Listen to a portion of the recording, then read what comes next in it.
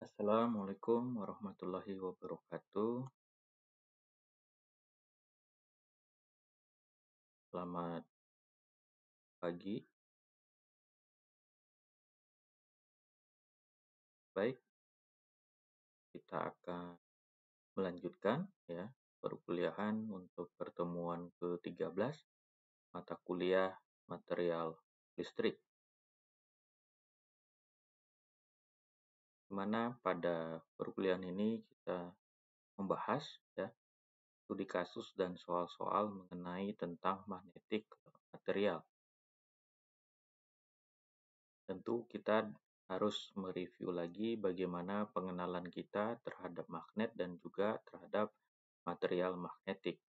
Magnet ya merupakan benda yang mampu menarik material ferromagnetik seperti besi, nikel, dan kobalt ya melalui medan gaya yang tak terlihat.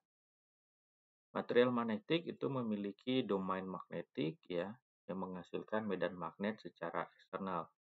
Contohnya misalnya medan magnet yang alami hingga magnet buatan yang kuat seperti ferrit, ferrite, dan juga alnico. Pertama, misalnya studi kasus tentang penemuan magnet ya di magnesia. Tentu kita mereview dari sisi sejarah, historis, kisah dari Yunani kuno menceritakan tentang magnes yang menemukan batu hitam yang memiliki suatu kekuatan misterius, di mana batu hitam tersebut ya tertarik pada batunya. Jadi asal namanya adalah magnet, dipercaya berasal dari penemuan batu magnesia. Kemudian dari sisi lodestone ya, batu alami atau magnetit merupakan oksida berisi alami dengan sifat yang menarik terhadap besi, nikel, dan kobalt. Kemudian studi kasus yang kedua, percobaan dari interaksi magnet. Interaksi magnet tentu ada yang tarik-menarik dan juga ada yang tolak-menolak. Ini merupakan sifat dari magnetik. Apabila kutub sejenis ya, kutub utara bertemu kutub utara ataupun selatan bertemu kutub selatan, maka terjadi gaya tolak-menolak. Jika kutubnya berbeda, maka interaksi antara kutub yang berbeda, utara dan selatan, bisa menghasilkan suatu gaya tarik-menarik. Sehingga dari pelemahan magnet ya, sifat magnetik itu dapat melemah jika magnet sering kita panaskan ataupun kita benturkan. Kemudian studi kasus yang ketiga, kompas magnetik dan arah utara. Nah, bagaimana kita mencoba navigasi berdasarkan dari medan bumi. Itu dengan menggunakan jarum kompas. Jarum kompas merupakan magnet permanen kecil yang bebas dia berputar dan juga selalu menunjukkan ke arah utara, selatan, sesuai geografis ya, selaras dengan medan magnet yang ada di bumi. Sehingga bumi seperti magnet batang raksasa dengan kutub magnetnya yang terletak dekat kutub geografis.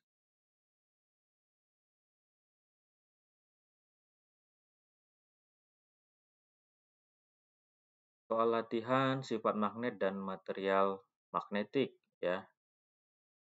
Ini untuk menguji kita, misalnya dengan pertanyaan sebutkan dua material makromagnetik dan dapat ditarik kuat oleh magnet dan dua material diamagnetik oleh bidang magnet secara lemah. Kemudian apa yang akan terjadi jika sebatang magnet dipotong menjadi dua bagian yang sama besar? Apakah kutubnya akan hilang? Nah, kemudian dari sisi arah jarum kompas, jelaskan secara singkat mengapa jarum kompas selalu menunjukkan arah utara dan bagaimana ini terkait dengan kutub. Kemudian latihan yang kedua antara medan magnet dan elektromagnet. Bagaimana sebuah kawat yang dialiri arus listrik dapat menciptakan medan magnet di sekitarnya.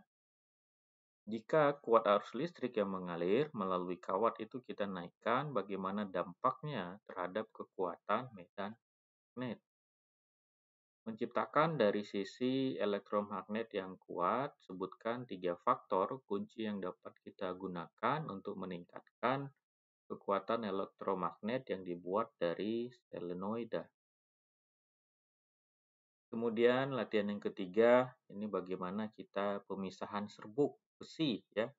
Dengan langkah-langkah yang kita lakukan memisahkan serbuk besi dari pasir dengan menggunakan alat magnetik. Prinsip kerja magnet, bagaimana sifat-sifat material magnet dan juga non-magnetik ya. Bagaimana tentu kita bisa menganalisis ataupun menjawab soal-soal ya berbasis aplikasi mengenai material magnetik.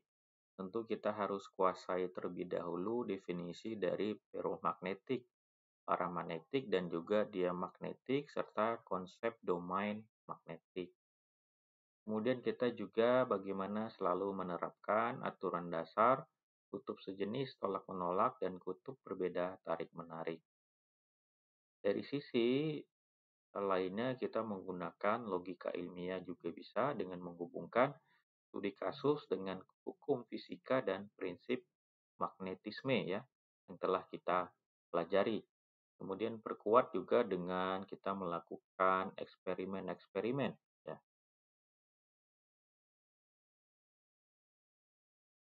Material magnetik ini mendasari banyak teknologi modern ya dari penyimpanan hingga pembangkit listrik. Misalnya studi kasus nyata ya mempertajam kemampuan analisis dan juga aplikasi dari teori yang ada. Bagaimana kita melakukan latihan soal yang berkelanjutan untuk kita bisa menguasai materi ya. Tentu bagaimana tantangan ke depannya pada prinsip kerja motor listrik, generator, dan aplikasi medan magnet yang lebih kompleks, maka kita perlu memahami dasar terlebih dahulu sehingga bisa kita dapat menyelesaikan permasalahan ataupun soal-soal tugas yang tadi diberikan. Demikian yang bisa kami sampaikan untuk perkuliahan ke-13 ini. Terima kasih. Assalamualaikum warahmatullahi wabarakatuh.